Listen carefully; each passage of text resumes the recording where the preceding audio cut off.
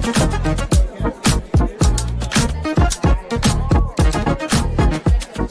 and gentlemen, please welcome to the stage, Mike Zakarian.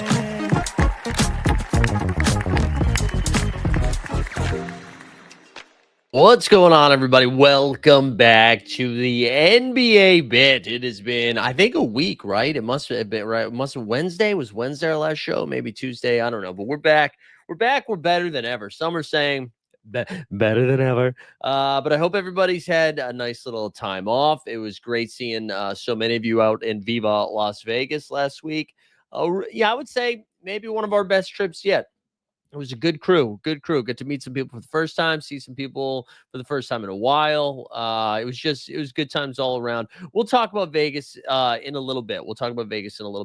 A couple of things. We get a good one today. We get a lot of business to get to. There was a lot of NBA muckery the last couple of days. Also, I told some of you we started the Celtics Daily channel not too long ago, tried to recreate some of that magic with an NBA rumor mill channel. So I just dropped that into the chat. We're just messing around. We're experimenting in the offseason, kind of like I'm experimenting with the length of my beard right now. It's getting real gray up in there.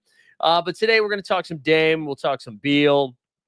We get a random ass Cam Thomas story, which is a lot of fun. And then I'll give you an old man hoops and a summer league update because we had one of the worst games of my life last night. But let's start with Bradley Beal, shall we? Shall we start with old Bradley Beal? What had been basically, decided a long time ago, I think kind of as it was reported by so many other, I think Mark Stein and Jake Fisher had this well in advance that they were like, Bradley Beal is going to collect, I think it was $16 or $15 million or whatever it was on July 15th. And they were like, once that happens on July 16th, he's going to say, see ya. And so they ended up restructuring, not even restructuring the deal. He had to give back $14 million, I believe it was, or $13 million back to the Phoenix Suns. And then as he was cleared out, he goes right to the Clippers, immediately hangs out with the consigliere. He's like, get me to LA, get me to Tinseltown, but the poor version of it. And he gets to team up with the Clippers. I thought there was some fascinating reporting that's come out from that in the last couple of days, where it sounds like Bradley Beal and his team had long conversations with James Harden and James Harden's team. And Harden was kind of the front man. He was the greaser, if you will, to get Beal to be down for this experiment. And honestly, from a fantasy perspective, I thought this was pretty interesting. But Harden basically was like, hey, man, I'm tired. He's like, I played a lot of minutes last night and I'm exhausted. Or last season, I'm exhausted. I want to make sure I need somebody to carry a little bit more of this load. And then I think the other thing is Harden basically said to him, and again, this is reporting from Windhorst and some of the ESPN crew. Harden was basically like, hey, man, you see what Norman Powell did last year? You see what Ivica Zubac did last year? I made them borderline all-star bros. And Harden was like, Beal, you're going to come in, right? He's got 2 year. What was the official number? I think 2 years, 11.5 million, a 2 year, $11 million deal. So he comes in and we're going to be like, hey, Brad, why don't you let me help you pop off here for the next year or two, and then let's go get you paid again. So this makes a little bit more sense because initially when this deal went down, I was just surprised that he wanted to go be the third banana again, because that's clearly something that he did not want to do in Phoenix. Wasn't thrilled about his role last year. Was the least amount Bradley Beal had the ball in his hands in his entire career, including his rookie season, which is kind of a crazy stat. And so I thought Milwaukee made a little bit more sense for what he was looking to do, to actually play a little bit more, facilitate a little bit more. And so for that not to happen and for him to become the third man again, I was like, man, I'm surprised he wants to do this. But I guess it does make sense. Yeah, Consigliere was saying he's probably behind Zubac too. Yeah, and I'll be curious to see what their starting five looks like. Zach Lowe, who we're going to talk about a little later, he mentioned that he thinks they stay on a defensive level where they have Dunn stay in the starting lineup. So it'll be something like Harden, Dunn. Then you have Kawhi out there. Zubac? Who am I forgetting? I'm forgetting somebody else. And then ESPN was actually, or Windhorst was actually saying he thinks that it's more likely going to be Beal in the starting lineup. But either way, Either way, I think that's pretty fun. Oh, we get Zach in the chat. Let's go. What's up, Zach? I think this is pretty solid for the Clippers. It does make me think, though, just like how much better the West is than the East, right? Like the Clippers are probably going to be considered what? Right behind OKC, behind Denver, behind Houston, but then the Clippers, right? Are we putting the Clippers 4? Are the Clippers somewhere between like the Clippers, Timberwolves, Warriors, Lakers? I think I have them as the best team of that group. You can make an argument for Minnesota, but I think I'd have them a little bit above Minnesota. But how many teams in the East are you putting ahead of the Clippers right now? If Kawhi's Clips and they're all healthy, right? If the Clippers are completely healthy and you put them into the East, how many teams in the East are you taking ahead of them? Like maybe Cleveland, or maybe not even Cleveland. It's just like I don't even know. So Patrick's saying upgrade from Storm and Norman. I think the biggest thing about it is the price point, right? I mean, now you believe they're 4 or 5th in the East, Zach, or do you mean in the West? You're putting 4 teams or 3 teams ahead of them in the Eastern Conference. Who are the 3? Regulator saying Cavs only. I think I would take the Clips over the Knicks at this point. I'm pretty sure, man. I'm pretty sure I would. But the other thing too, and I mentioned this to DeAndre Ayton, I think what really changes about Bradley Beal in this new situation is it's like one thing if you're getting paid $50 million a year and you're coming off the bench, that's pretty tough, right? That's pretty tough. When you're getting paid like $5.5 million and you're coming off the bench, it's not nearly as bad. You know what I'm saying? And so I don't know. I think this is actually going to work. I was a little hesitant about it, but I think it's going to work. All right, you were saying in the West. That's good. That's good.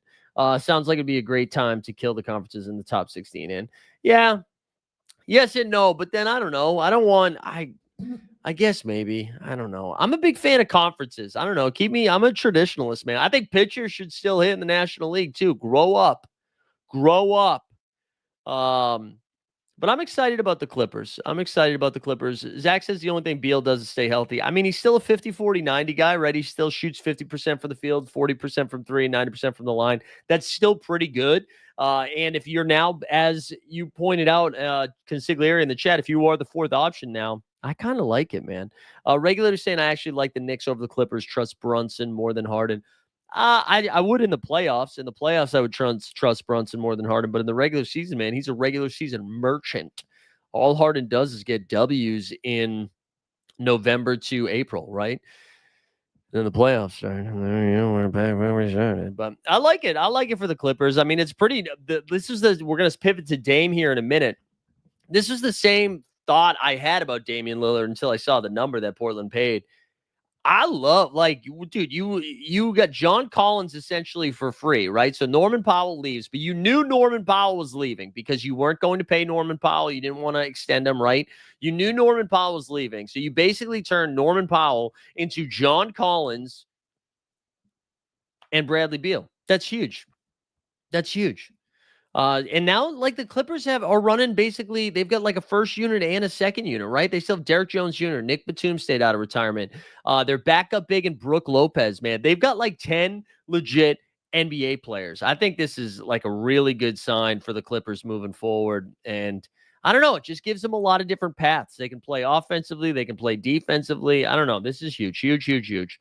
So Harden is the Clippers' Randall. That's fun. Consigliere says starting lineup of Harden, Beal, DJJ, Kawhi, and Zoo. Collins and Beal on the second unit with Brooke. Yeah, that's what I'm saying, man. This is a deep-ass team now.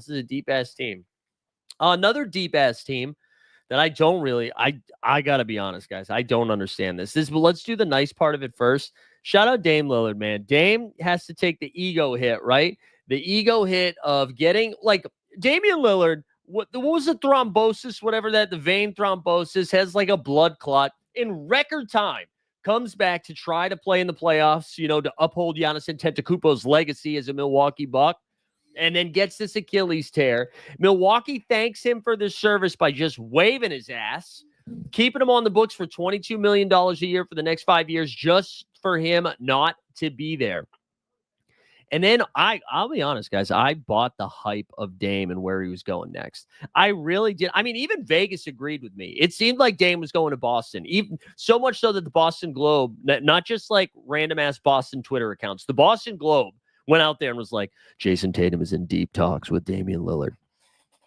They're boys, right? So, and it seemed like it was going to happen. And if it wasn't going to be Boston, I thought it was going to be Golden State or somebody like that. I thought Dame was going to take a Bradley Beal-esque deal, right? Bradley Beal-esque deal, and then go play for some contending team, whether it's Golden State, whether it's Houston, Miami. Kind of felt like it wasn't going to happen, but one of those, right?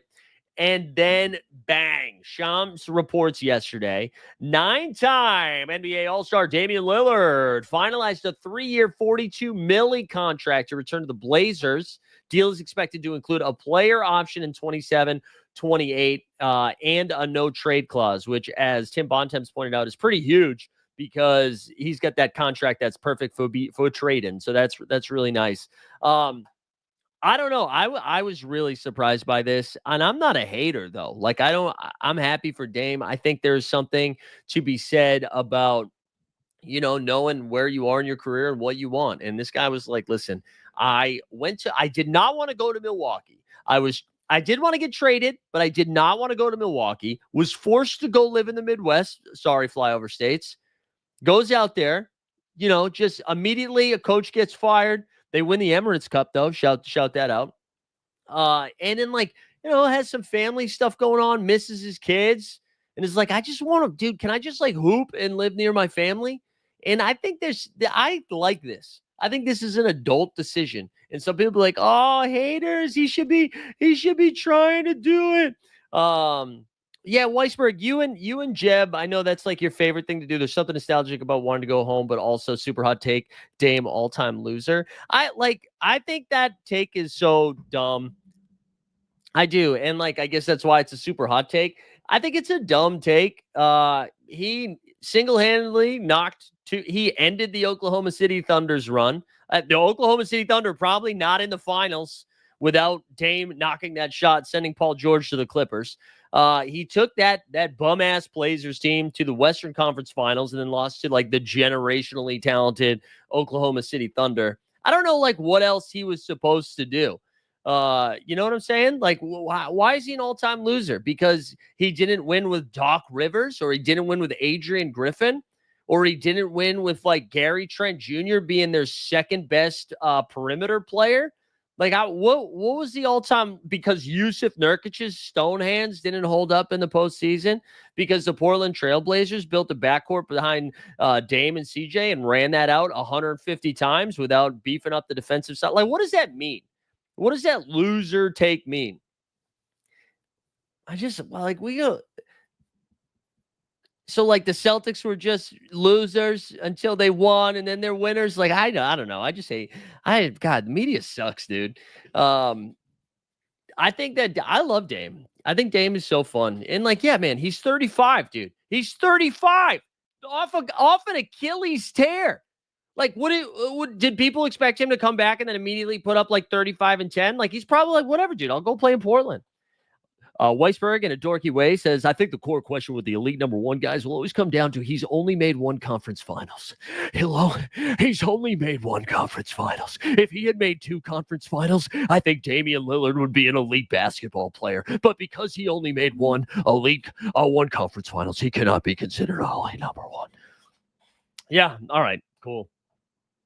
I was really surprised by how much money they gave Dame. That's what I was surprised by. And that's why, I really did think the Celtics did offer him a mid-level exception contract. They did try to get him there. So that reporting was legit.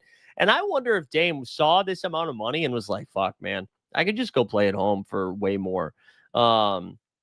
I thought for sure. Yeah, dude, KG, honestly, KG, an all-time loser, Kevin Garnett. He only made it to the finals, only played in the finals one time, really, all-time loser. What did he do in Brooklyn? Loser in Brooklyn. I do think that was so much money, though. That was so much money. And now can someone has anybody outside of just the I'm coming home, right? Outside of the Dr. Seuss storybook-esque ending, is there any basketball move here that made sense? Like, I don't understand what Portland's doing outside of just being like, hey, we're about to sell the team, and maybe it'd be cool to have a franchise player here. That's the only thing I could think of. The only thing. Like, people were banging on him a little bit for drafting a big for a second consecutive year. That part doesn't make sense. That part I'm fine with. I'm not going to complain about that. Those are young dudes. You don't even know what you have in Klingon yet. Might as well just take a couple of bites of the apple, see what happens, right? But the getting the vets now, like you've got this, you either have to be 19 or 35. It's like the Washington Wizards Northwest right now, where you've got Drew Holiday, who they're paying a ton. You got Dame, who they're paying not a ton because it's Dame, but they're paying Dame a lot. Jeremy Grant's still there. And then you have like Scoot Henderson, Shaden Sharp, Klingon. I feel like you do one of Drew or Dame. I was listening to Bontemps say, and I think he was just trying to spin it. I don't think he actually believes this. Well, he believes this part. Like, you've got two of the best all-time locker room guys in Damian Lillard and Drew Holiday on the same team. And so maybe the thought process is like, hey, we know Dame can't even play this season anyways, but let's just have him around Scoot Henderson for a year. I don't know. So I don't know what it means for Scoot, what it means for Shaden Sharp. Like, I don't know what it means for the Blazers this year. Honestly, I don't. And I'm curious, like, they still have Time Lord over there. I mentioned Grant, Denny's still there. Tamani Kamara is still there. I don't know what their plan is for like this season or for the next couple of seasons too. Mike was saying they're paying between Drew and Dame $46 million. Yeah, it seems like a weird move considering Dame's not playing this year. And I don't know. I mean, I know they're going to be a better team, but they're still in the Western Conference, right? And like, so we did see Portland play some of the best defense in the league the second half of the NBA season. But I mean, who are you taking Portland over? Ready? Like, tell me. I'll rattle off some teams. You tell me when to stop, right? Obviously, OKC, Denver, Houston, Clippers, Timberwolves, Warriors. That's 6. So that's 6. We're at 6 already. I'm assuming people think the Lakers of Luka and LeBron, you're taking them over them. We're up to 7. And then, well, who am I forgetting? I'm like forgetting actual good teams right now. What about the Spurs? Are you taking? Okay, so regulators say he's taking the Portland over the Lakers. Are you taking Portland over the Spurs? I think I'd be with you on the Kings. I don't think the Kings are going to be good, but are you doing any of that? Wow, Derek Queen underwent surgery for a torn wrist ligament to be reevaluated in around 12 weeks. Wow. Wait, regulator, you are taking Portland over the Spurs? I mean, I'm sorry. Oh yeah, Portland over the Spurs. I feel like I'm missing a couple of teams. So I don't know. So are you saying Portland is a top 8 team in the West, man? Is that what you're saying? I don't know. I don't see the vision. You are over the Spurs. I think I'm taking San Antonio over them. I think I am. I think I'm taking the Lakers over Portland too. I'm sorry. Like, you got LeBron and Luka. They have Drew Holiday and Shaden Sharp. Like, I know they're a more complete team, but I think I'm still taking the Lakers over them. I forgot the Mavs. Thank you. I forgot the Mavs. I'm going to be honest. Common man, without Kyrie, I don't know. I'm not a believer in this Mavs team yet until I see D'Angelo Russell play and Anthony Davis on the court. I am excited about Cooper Flagg, though. I will tell you that when we did a first couple of the fantasy drafts for the double dribble, I was out here saying, we got to take this off. It is too hot in here. I was out here saying the Cooper Flagg ADP was way off. I'm like, that's ridiculous. What is he going, like 36 overall? I don't know, man. I'm in on the Cooper Flagg experience. I'm ready to go. I love it. I'm here for it. Give me the Coop. Give me the scoop, Coop. But you don't have a guard, man. It's D'Angelo Russell. Dallas has D'Angelo Russell. And like Klay Thompson. Although, shout out Klay Thompson, man. Woo! Shout out Klay Thompson. Yeah, PJ Washington. Let's play a drop. We haven't done a drop yet. We said point guard PJ Washington.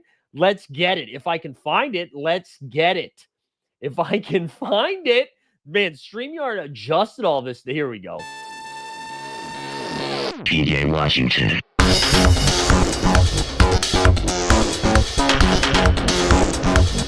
PJ Washington.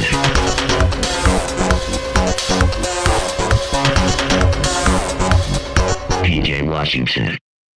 You're saying the Spurs pieces don't fit. I don't know. I think they'll figure it out. I think they'll figure it out. But anyways, I think it's nice. I'm like happy for Dame that's what he ended up getting out of this. I like that he didn't get screwed. I think that's cool. So shouts to Dame. Um, but but yeah, I don't know. I don't know what Portland's doing. I really don't. And I'm honestly, I really thought Boston was going to get him, and I kind of think like Boston now with the roster they have, it seems like they're going into the season with this team. I don't think there's anybody else around the edges. I do still think they make one more move, but probably doesn't happen until midseason. Something I always forget is that they technically like don't have to get under the tax or the second apron until the trade deadline, so they can still make these moves. I think it's a trade deadline, and so they can still make these moves mid-year. But they seem pretty comfy going into camp with the crew that they have. I will say though, I'm high on Hugo. I thought Hugo Gonzalez, their first round pick 28, looked good. I thought he looked really good. It looked comfortable. I guess we can talk some summer league now, and then we can do Cam Thomas. That's the kind of thing that I was like reviewing in summer league. It's just the dudes that look like that aren't like chaotically sprinting around. And Hugo looked very much in control. He had like a decent game 1 and okay game 3, but I thought last night against the Lakers he's pretty good. Weisberg said Jordan Walsh is looking great so far. Yeah, I really didn't like Walsh's performance in the second game against the against the Knicks. I thought he looked a little all over the place, but Walsh has looked a little bit more impressive. But you know what? He's got to look impressive. He's a third-year NBA player. You got to be doing some good stuff out there. You're an adult in that room. You got to be good. But yeah, I thought Walsh was pretty good. Yeah, Kings versus the Hornets in the championship. Let's get it, regulator. But that like Cooper Flag was like that too, especially in game 2. Looked like really comfortable. Honestly, I thought Bronny James looked pretty comfy out there. Again, his numbers weren't going to back it up like that, but they looked pretty good. Honestly, and I know Queen just got hurt, but I thought Queen and Fears both looked really good too. It doesn't mean it was a good trade, but I thought he looked very comfortable. I don't know. I like it. Oh, a lot of alopecia jokes in the chat right now. A lot of alopecia jokes. Come on, guys. Don't stop trying to get me canceled here. We're looking for all the sponsorships we can get. Neat Clifford, Weisberg shouting out, Kyle Filipowski, Ryan Dunn, Ron Holland. You know who I liked from Phoenix too, who ended up getting hurt was Brea. Is that the Kentucky rookie, the second round guy? I thought he looked pretty good. Shout out that Coach Stark Holmes put me on him, but he made some really tough shots in the Atlanta Phoenix game that I watched, like some really tough jumpers, but he looked good out there. Also had some kid named Wood, some white dude named Wood, and I thought he moved really well. But yeah, I mean, like it gets to a point too. Like I'm just interested in the first weekend. When we start getting into like the playoffs of NBA Summer League, I'm like, I'm good, man. I'm good. I don't really need to dive into this too much. But I thought a lot of the rookies kind of handled themselves. I think what's his name? Come on, hit me with it. Harper. I thought Harper looked awesome. Yeah, that was fun.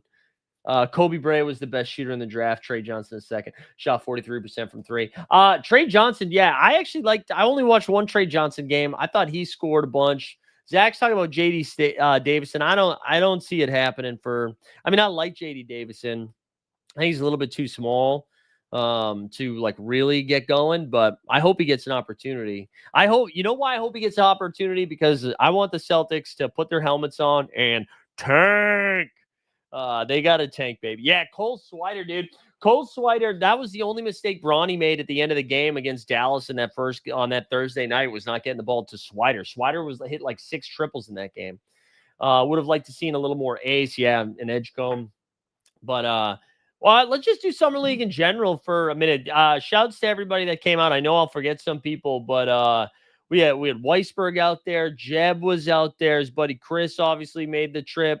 We had Scotty Too Hardy made it out. We had a Borland sighting. Patty Coyne. Adam Stubbs was out there.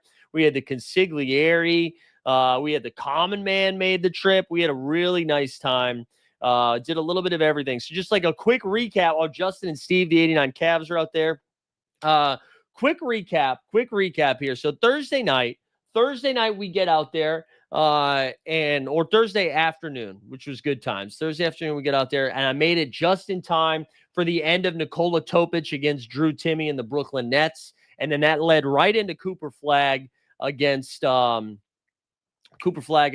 his name, Brawny. That was good. That was a really good game. I know Cooper Flag's stats weren't insane in that one, but it was really fun. Also, just wild. I think my biggest takeaway from like the actual games or like the experience of going to Summer League, it's just packed, man. You used to be able to, you could still get tickets day of, but you used to be able to like pretty easily stroll in and get seats. And then like later in the day too. And like by the night is when it was like packed. That's not the case anymore. I mean, it was pretty full from like start to finish. Even like for the early games, man. Like I saw the Celtics Grizzlies were the first game on Friday and got there for that. And it was slammed. It was slammed. I couldn't believe it. One of the funniest things that happened at that game, there was Matt Reynolds is the guy who was coaching the Celtics Summer League squad.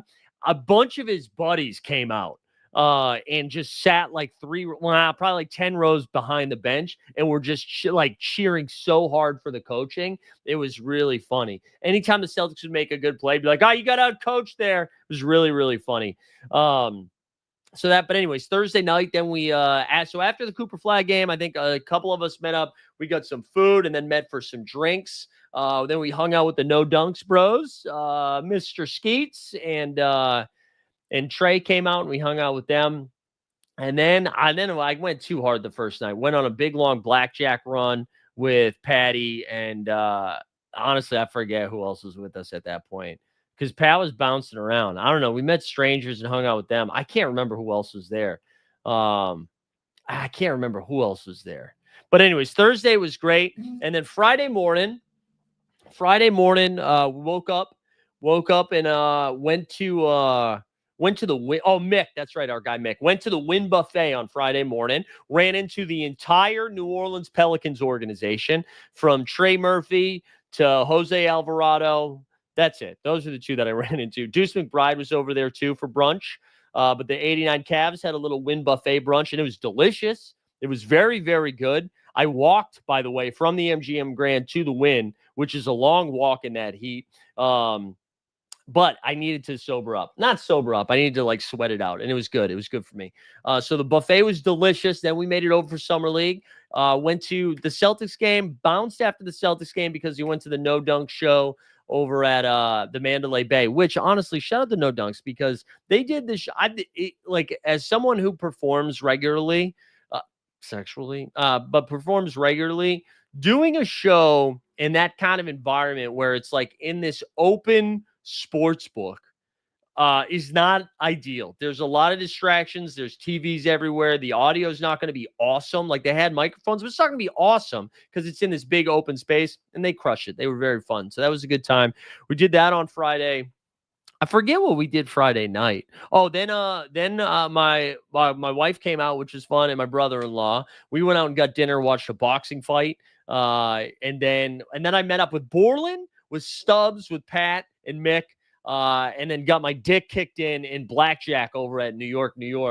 But that was still fun. That was my first introduction to Borland IRL. And honestly, listen, Borland's got those keyboard troll vibes sometimes, but you know what? He was a wonderful in-person presence. I had a great time hanging with AB. He was a good one. So I'm glad he came out. I know he was on the fence about it. I'm glad he came out. It was really good.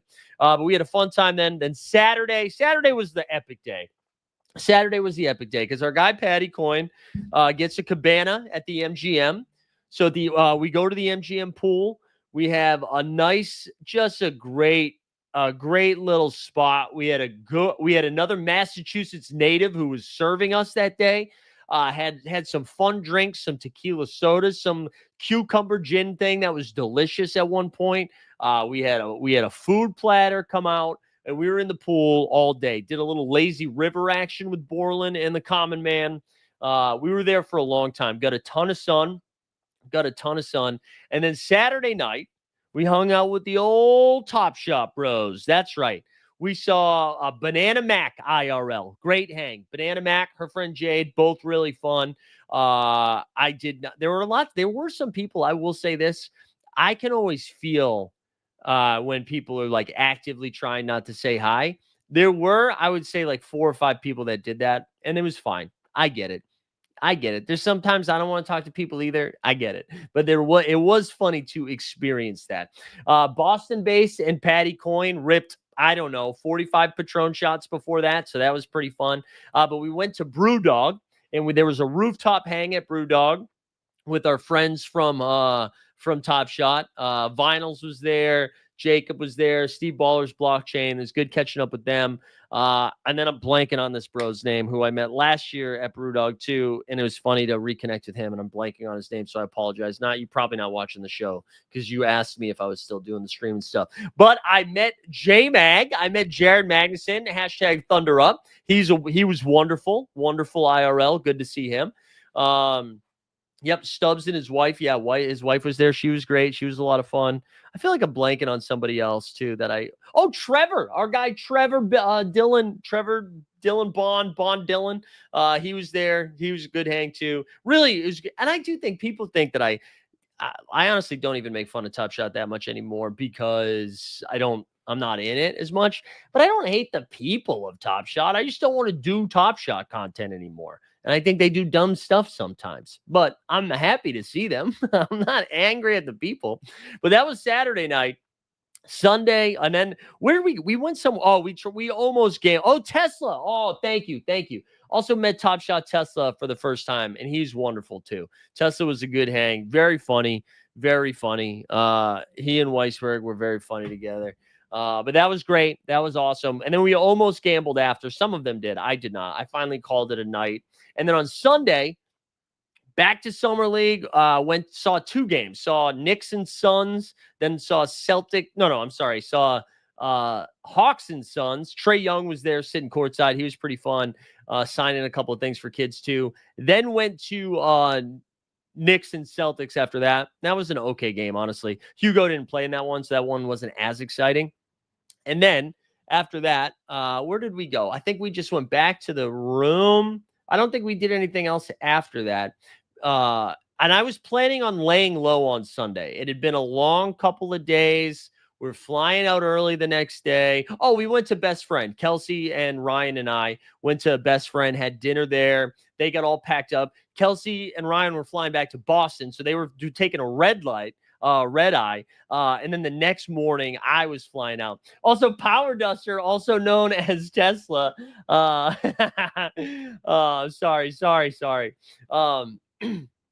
And then after that, so it's Sunday night now, and I was like, you know what? I'm gonna hang in. I watched an episode of something on TV, and then I just passed out. I went to bed early because I had an early flight. I wake up to Southwest telling me, not so fast. You're not leaving Vegas. They only canceled my connecting flight. The Southwest app was down. I could not even figure out what the hell to do. So I take a cab to the airport with my stuff, talk to a very, I wish I knew their name, lovely Southwest agent for like 25 minutes, was very helpful.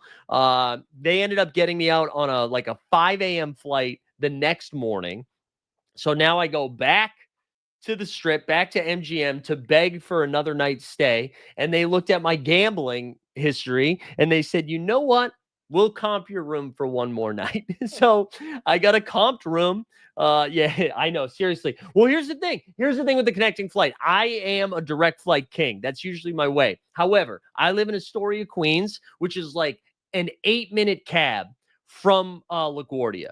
No direct flights to Vegas from LaGuardia. So you decide, do you want the 8-minute cab convenience of flying out of LaGuardia? Or do you want to go all the way to JFK or Newark, who barely has anybody working there now, to take the direct flight? Anyways, chose LaGuardia.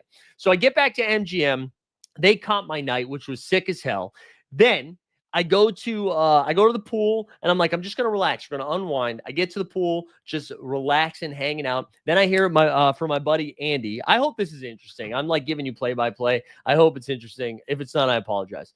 My buddy, Andy, who works for the NBA, and he does some basically comedy videos for them, I like social comedy videos. The 89 Cavs, we shot something with them a couple of weeks ago that hopefully is coming out sometime soon. He was in Summer League doing some stuff for 2K, and he was shooting some videos for 2K, and he was like, hey, any chance you're still in town, I need you to come play 2K against Jalen Wilson, former Summer League MVP.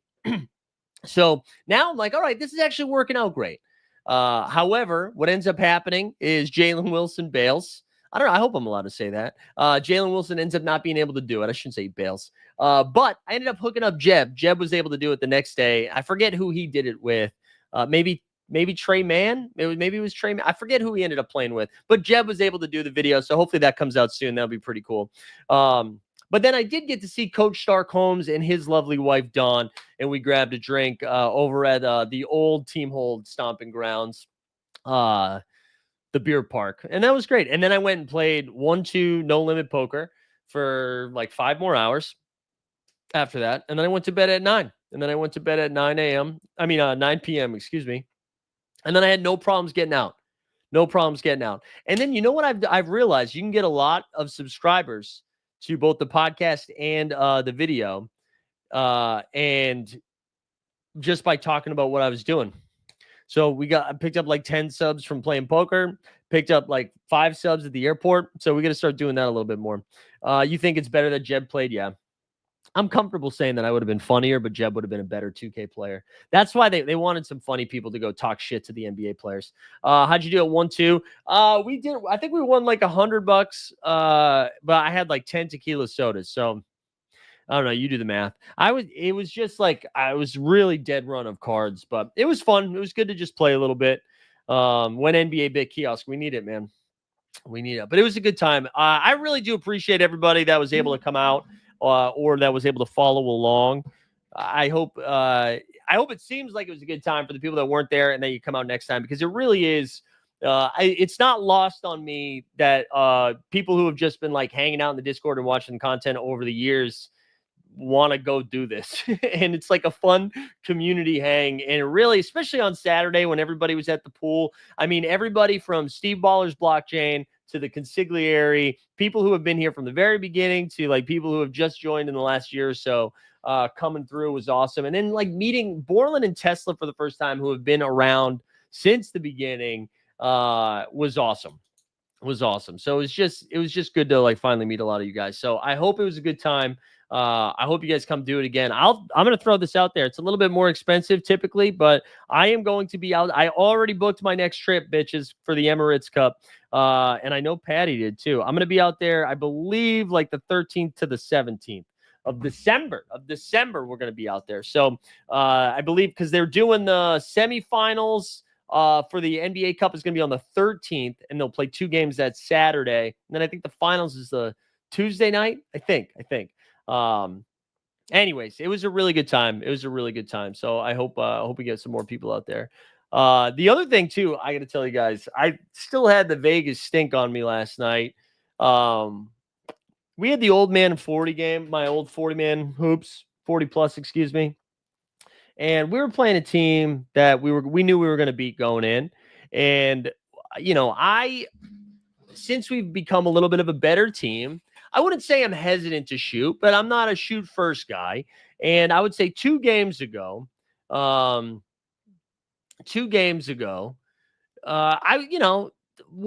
the team was like, hey man, we need you to fucking shoot more. You know, when you're open, I need you to chuck. You are our 3-point shooter. So when you get the ball and you're open, fire it up. All right. Fire it up. And I typically won't take more than like 6 or 7 shots. It's just not my game. But last night he was like, before the game, he's like, hey man, what are you going to do tonight? You're going to shoot. That's what you're going to do. So when I get you the ball, I want you, don't think about it. Just put it up. Now, I started the game 0 for 9, all from 3. And I will say of those 9, 7 of them I thought were good. On at least 3 separate occasions, I skipped back. Like, the little trot that you do back, let it go. It looks good. And I can't, for those that don't know, I think people watching now, I can't shoot. Like, I am a good shooter. 0 for 9. In the second half, I was even more pissed off because I was just like, man, how am I not hitting any of these? I think I start the second half with a make. And then it was all downhill from then too. Ended up being like 2 for 16 from 3 in a 20-point win. I did catch some strays from Jacob on Twitter. I did. Yeah, Baylor Shireman. I caught some, but it was funny. That was a good joke by Jacob. But it was brutal, man. 2 for 16 was brutal. It honestly, I'm usually pretty good where I don't get worked up one way or the other when I'm playing. I was still thinking about it this morning when I woke up. I was so mad. I was so mad. Dude, there we go. Look at Power Duster. Also, wait, Power Duster, you said lesson here, never get it. Oh, no. Where was the other? You had another comment. So you've been a paying member for a membership on this burner account for 43 months. Tesla's the king. Tesla's the king. Oh man. But yeah, it was an ugly shooting performance by me. I was pretty mad. I'm still pretty mad. I'm still pretty mad. Now I'm nervous it's going to be in my head for the next time. Yeah, we won the game. We're 2-1 to start the summer season. We only had 5 guys. The first game, we were missing a lot of our good guys. And then we won. The night before my flight to Vegas, I had a 9:30 game night before my flight. And we stuck a game winner. And that's how we shipped it, and we went home. So, and then I was so sore on that flight the next morning. Did you get a Top Shot jersey? No, I didn't get a Top Shot jersey. I did get. Oh, I thought they were here. They're in the other room. I did get Top Shot glasses though. I got some sunglasses, so I've been rocking those. No jersey, no crypto slab or whatever else they were giving out there, but. Anyways, it was a good time. All right, enough about me. The other thing I wanted to show you guys was just the Cam Thomas stuff. I don't know if you guys have seen this yet today. The Cam Thomas stuff on Twitter is great. I get, especially because it was like about Zach Lowe, who I think is one of the most measured, smartest guy out there. So this is what, oh, sorry, I keep sharing that. Well, you know what? We should keep sharing that. Shut up, Power Duster. All right, so this was the original quote here. Zach Lowe on Cam Thomas. The consensus on Cam Thomas, if there is one, and he's got some fans, and he's got some mega detractors, but the consensus is kind of like empty calories ball hog. All right, empty calories ball hog. So Cam Thomas responds, the consensus, fuck you in the consensus, Zach Lowe. This is most likely the same consensus teams who can't guard me and send double teams from jump ball. Why are we double teaming a guy who's not that good? Make it make sense, please. And then, I thought he had one more thing on it too. And then he said, last time speaking on some shit, empty calories. First off, we were 5th or 6th in the East before my injury and trades. Can't control what the GM want to do. Second, ball hog. I was second on the team in assists, not counting the point guards traded away and traded for. It's just so funny, man. He's got more in the replies. Let's see, what else does he have in the replies? Guess nobody was passing the ball. All right. Did he delete some of them? There's not too many in the replies. There's literally, I think there's just one reply. But man, it was just so good. Just epic stuff from Cam Thomas. It's just so funny that it's Zach Lowe. I mean, you just think about all of the people who say wild shit about the NBA, and for it to be Cam Thomas and Zach Lowe to be the ones going back and forth. Also, the make it make sense is so good. When UAE trip for preseason, now we're talking. I also saw a common man say next summer league is questionable. World Cup will be in your backyard. Will you be going to the World Cup? See, that makes it even more exciting for me because I like when we have other things to go do in Vegas besides watch basketball. Because I think for me, I don't know how other people feel. For me, the perfect amount of basketball to watch in a summer league trip or like day at summer league is 2 games. I can't do more than 2. Honestly, like if you caught the second half of a game, watched a good game, maybe the first half of another game, that's probably how I would like to do it. But I love the idea of, man, we did that with was it CONCACAF finals maybe or something else? Yeah, I saw that. The expenses were hilarious by Lloyd. By the way, man, if you guys aren't watching Pablo Torre Finds Out, he's just doing next level shit right now. He really is. He's doing next level shit. His YouTube show or podcast, however you want to consume it. I mean, the Malik Beasley stuff has been incredible. It's just so good. But anyways, back to Vegas. Like, I love the idea of having we're going to go to some games early in the day, then go watch like a World Cup match or so, or vice versa, whatever. But anyways, very excited. Very excited. It was a good trip, though. I had a lot of fun. I now have to go to Massachusetts. I'm heading to Massachusetts tonight. My nephew's birthday this weekend. So I'm going to go hang out with them. And then we'll be back. I'll be back on Monday. We'll have content on Monday. I'll be back Sunday night. But then I think we're kind of cruising until I go on my European trip. And then when I get back from that, we're cooking. We have a lot of fun announcements coming up that I'm very excited about. So we'll be cooking. Speaking of cooking too, you guys got to go check out the new clickbaity stuff. I mentioned this at the top. I'll drop a link to it again. But trying to recreate this Celtics daily magic over here with a little NBA rumor mill. We started this channel 3 days ago. We've just fired off 3 videos. Like, of course, nothing too crazy here. 15 subs. We got 15 subs, baby. But yeah, go check that out. Celtics Daily still cooking over there. Our views slowed down a little because I had to take 5 days off. But if you're not checking that out, we're over almost at 1,600 subs over there. So go check that stuff out. But that is what the summer experience is going to look like, I think, for the next couple of weeks, where we will have one weekly fantasy hoops stream where we're going to be doing some just underdog drafts and just kind of talking about fantasy stuff.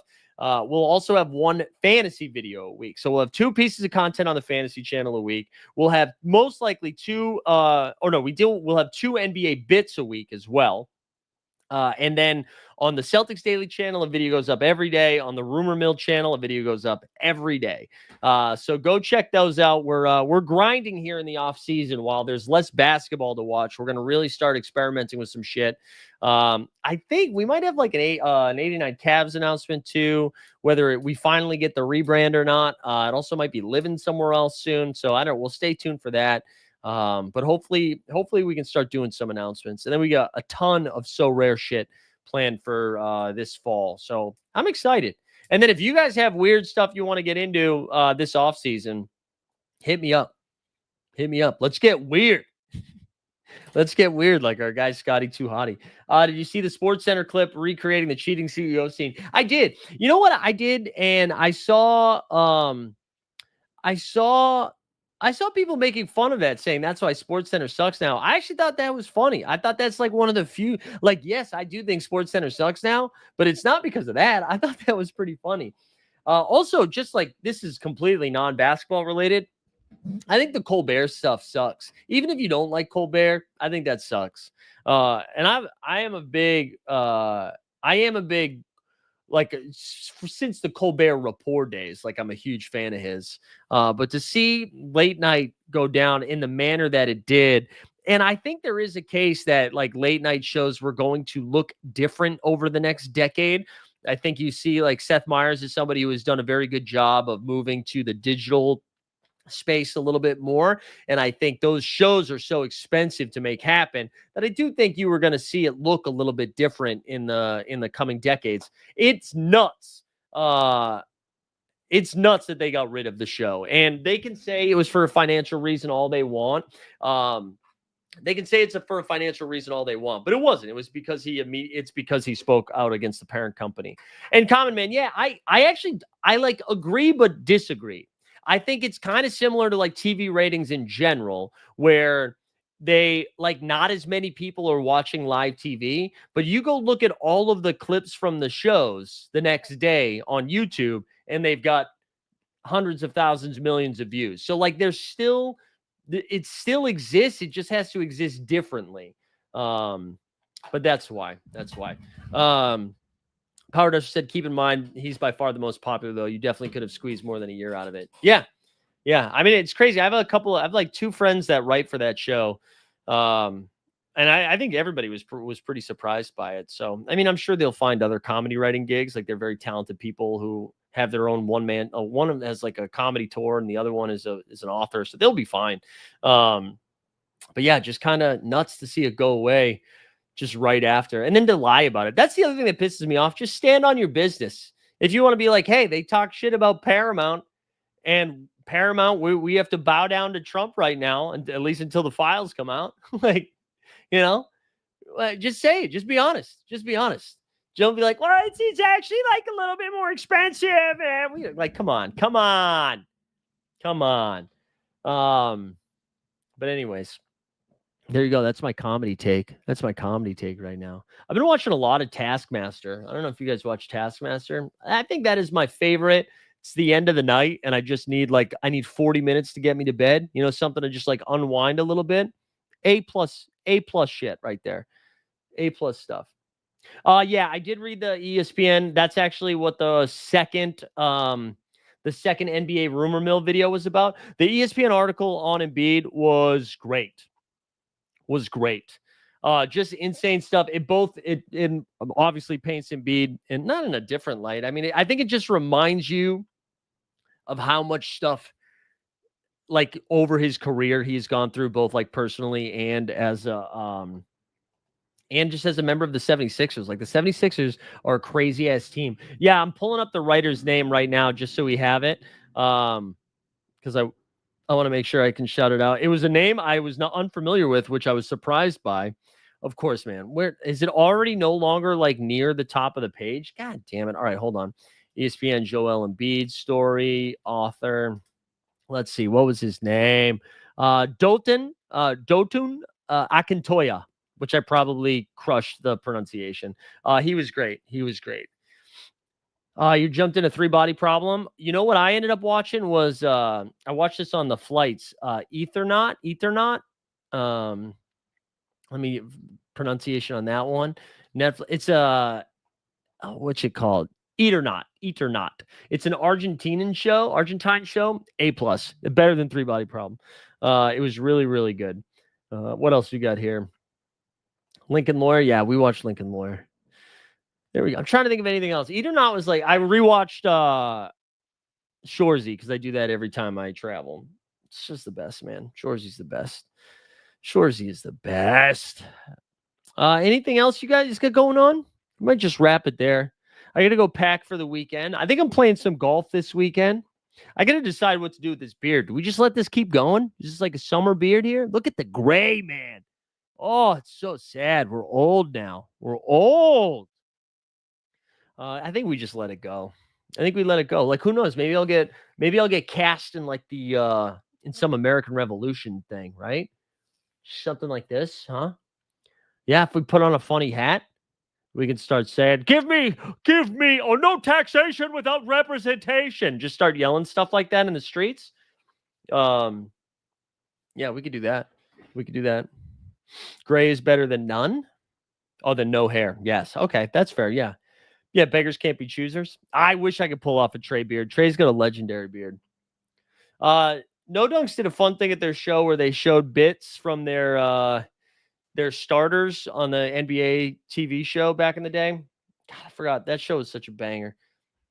There's no reason that can't exist. I mean, I guess YouTube is like where it needs to exist now, so maybe it makes sense. Maybe they were ahead of their time by going to YouTube. Who knows? But they had some banger bits. That's the dream, dude. That is honestly the dream. Have somebody pay you to do like crazy ass stuff about something you love. Doesn't get better than that. All right, dudes, let's call it there. I'm going to go pack. I'm going to go trick my dog into thinking we're going for a walk, and then we're going to leave for good. I just saw a video with Clay hitting 72 threes in a row.